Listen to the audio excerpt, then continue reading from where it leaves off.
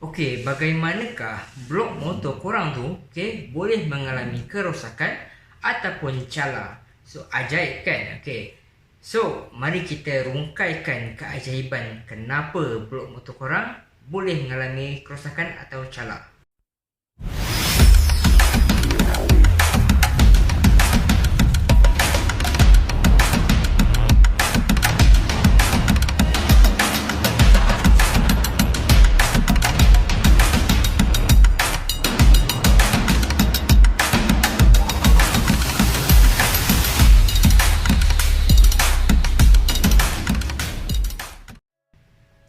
Hai, Assalamualaikum. Nama aku Aiman. Selamat datang ke channel YouTube aku, Aiman Freelancer. Hari ni aku nak share dengan korang semua bagaimanakah korang punya blok, blok motor korang tu boleh mengalami kerosakan ataupun cala.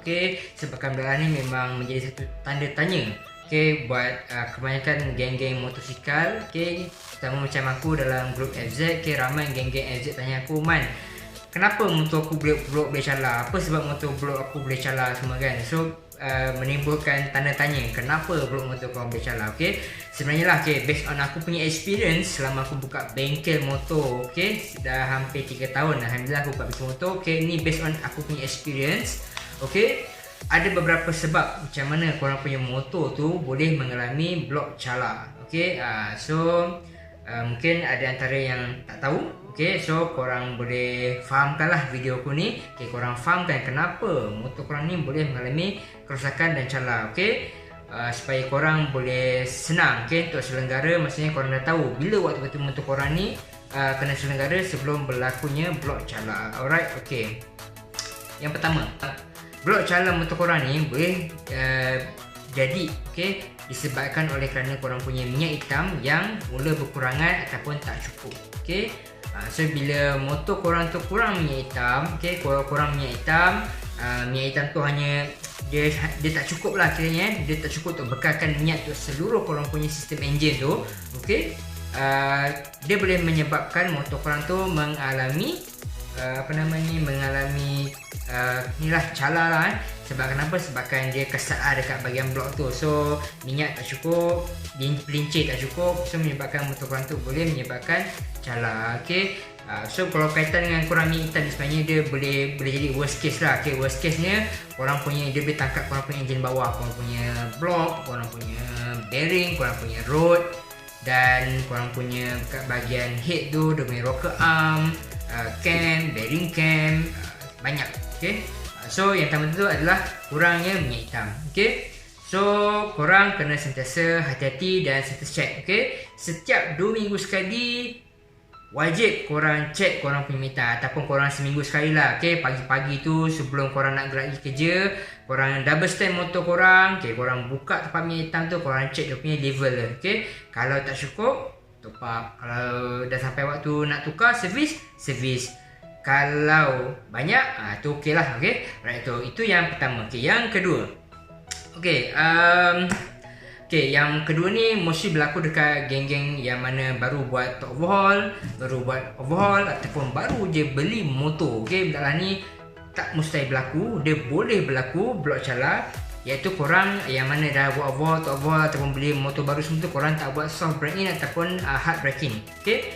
So apa itu soft break in dan hard braking ni? Kiranya macam orang cakap nak bagi tempoh blok korang masak tu, itulah kira tempoh masak blok korang lah, bahasa orang kampung. Sebenarnya soft break in ni kiranya korang nak bagi enjin korang tu running. Nak running, nak buang dulu punya, mungkin ada sedap-sedap besi yang dekat blok sebabkan blok masih baru, enjin masih baru kan. So itu ada fungsi soft break in. Soft break in ni kebiasaannya diorang akan bawah 100 lah, bawah 180, maksimum 100 sejauh 1000 km, dan baru diorang akan salin minyak hitam baru dan baru diorang pepah.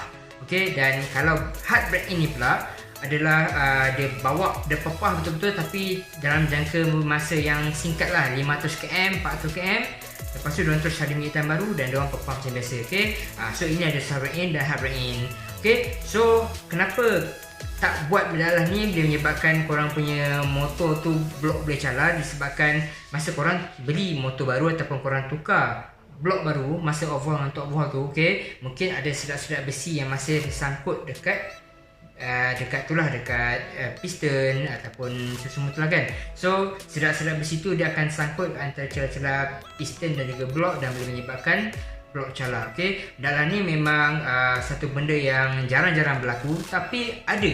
Okey, memang ada berlaku. So korang make sure tolong. Okey, mana-mana yang tukar tok yang dah buat tok overhaul, dengar pemen cakap. Kalau pemen cakap jangan bawa lebih 100, korang tolong dengar dan ikut. Okey. So make sure bawa dalam 1000 km. Okey, bawa secara berhemah. Okey, bila pemen cakap jangan bawa lebih 100 km, bukan bermaksud korang gear 1, gear 2, gear 3 korang papah sampai RPM 8, RPM 10 sampai cut off, lepas tu baru korang change gear, bukan. Okay, RPM make sure 34 korang change gear, dan make sure dalam 80 ke 100 saja maksimum kelajuan korang bawa. Okay, alright, so itu yang kedua.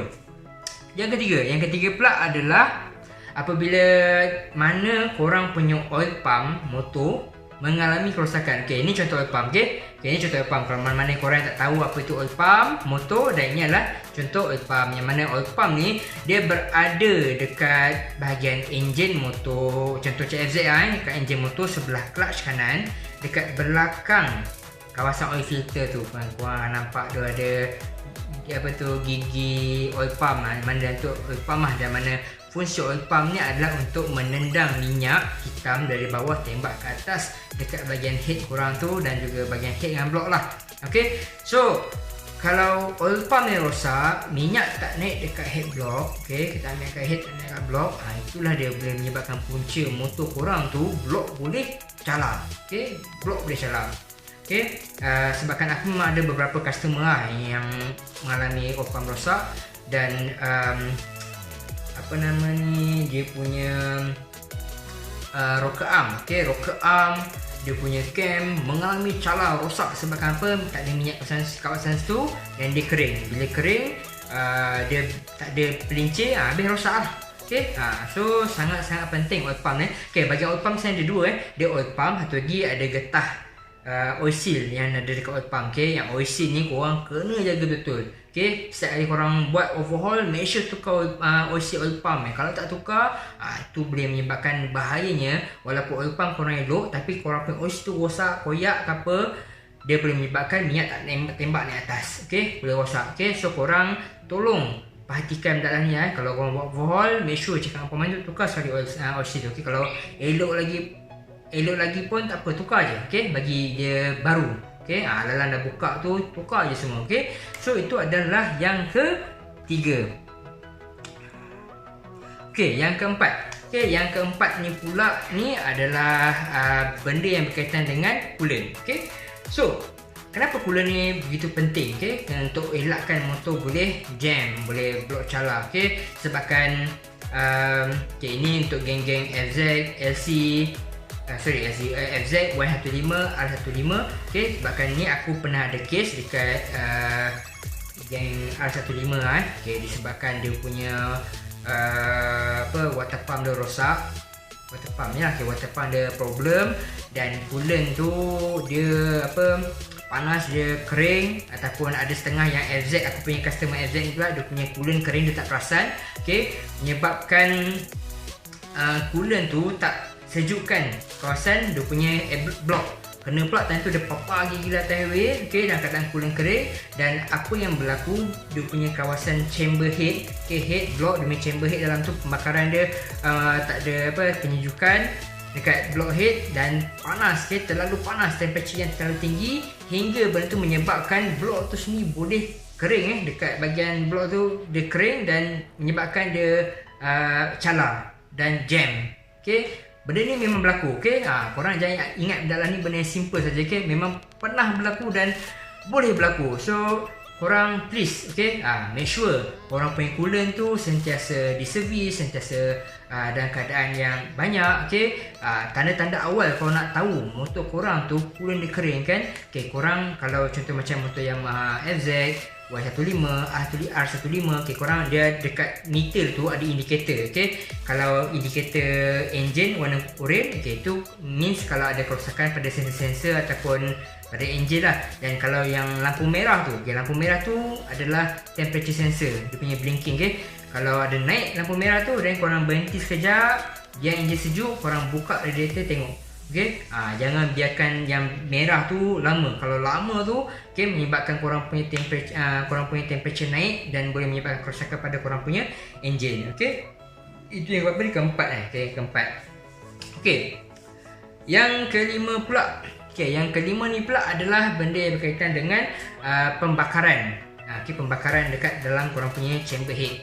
Alright, so contohlah benda ni banyak berlaku dekat geng-geng yang buat modified, okay, modifikasi. Contoh macam buat modify block, okay, up spec, up bore, dah J-rod semua kan. Okay, yang mana bila korang tukar blok besar, okay, korang tukar apa tu, piping besar, head besar semua kan. Okay, korang punya temperature dah tak sama macam mana standard. Contoh bila mana korang pakai blok besar, okay, korang pakai blok besar, bila dia ada pembakaran dalam tu kan, pembakaran tu lagi tinggi, okay, dia memang temperature tinggi. Dan kalau korang tak setting betul-betul, okay, dia punya injection timing tu, okay, kan contoh macam isu standard, dia kalau korang FID, dia akan ubahkan dia punya injection timing bagi dia tembak lagi cepat supaya minyak banyak, ataupun tembak sikit bagi minyak cukup kan. Okey, semua tu saya setting kalau dekat pakai isu standard. Dan kalau korang pakai isu racing, okay, korang boleh adjust dia punya injector fuel rate, injector flow rate, injector flow rate yang mana bagi minyak ni banyak ataupun sedikit. Okey, benda ni sangat-sangat penting. Okey, kerana kalau korang setting salah, minyak tak cukup dekat bahagian ruang kebuk pembakaran tu, okey, minyak tak cukup, dia panas.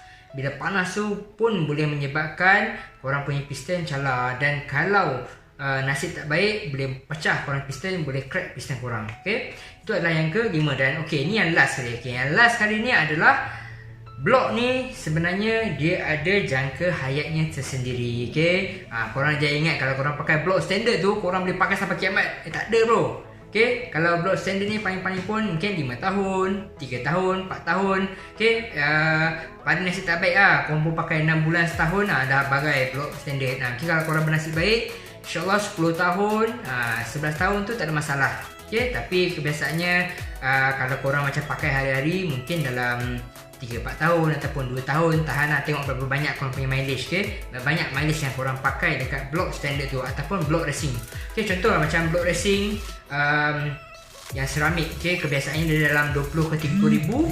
Okay, dia dah mula macam tak syok, tak best blok tu, korang kena servis tukar blok baru. Okay, itu memang benda biasa, normal. Okay, korang jangan ingat korang buat spek 62 baru setahun pakai, korang dah bising-bising marah komen cakap abang ni buat apa spek tak sedap, baru setahun pakai dah jahanam.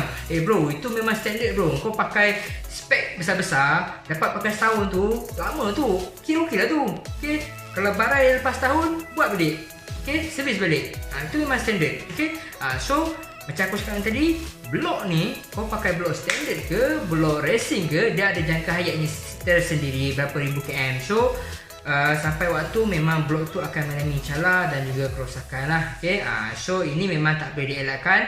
Kalau dah sampai waktunya memang korang kena selenggara. Bro, ini mesin bro, mesin ni ada jangka hayat. Okay, ada jangka hayat. Sedangkan kita manusia pun ada jangka hayat kan. So mesin ni apatah lagi. Okay, barang-barang besi-besi ni memang ada jangka hayat. So sampai waktu dia akan mengalami kerosakan dan korang kena buat servis sendiri. Okay, so itulah dia antara sebab-sebab kenapa ataupun bagaimana korang punya blok boleh mengalami calar ataupun kerosakan ataupun jam. Okay, semua samalah. Okay, so aku harap mana-mana rakan-rakan rider, okay, yang mana tahu, okay, yang mana tak tahu, okay, aku harap benda ni memberi manfaat untuk korang dan juga manfaat untuk aku lah.